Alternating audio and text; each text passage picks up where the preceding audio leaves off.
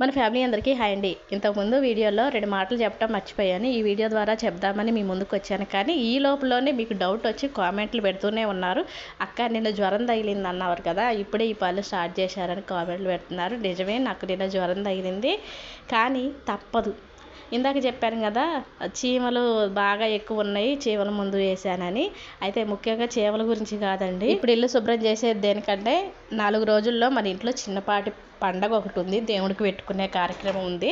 కాబట్టి ఇల్లంతా శుభ్రం చేయాలి కదా, ఎలాగో శుభ్రం చేయాలి. ఈ చీమలు ఒకటి తయారైనాయి. ఈ శుభ్రం చేసే ముందు చీమల మందు కూడా జల్లేసి శుభ్రం చేస్తే కొంచెం చీమలు తగ్గుతాయి కదా అని స్టార్ట్ చేశాను. అయితే నేను ఒక్కదాన్నే చేయట్లేదు, నాకు ప్రాణం బాగాలేదు, కానీ తప్పదు కదా. పండగ అంటే పనులు ఇల్లు చేసుకోవాలి కదా, ఇంట్లో శుభ్రం చేసుకోవాలి కదా. పిల్లలు మా వారు అన్నిటికీ సహాయంగా ఉన్నారు. వాళ్ళు తలా ఒక పని చేస్తున్నారు అనమాట. అయితే బాగా జలుబు చేసింది, దగ్గు వస్తుంది కాబట్టి స్టార్టింగ్లోనేమో మొహానికి ముక్కుకి ఏం పెట్టుకోకుండా దులపటం వల్ల దగ్గు బాగా ఎక్కువైంది. ఇక కొంచెం దులిపిన తర్వాత మాస్క్ ఒకటి పెట్టుకొని దులుపుతున్నాను.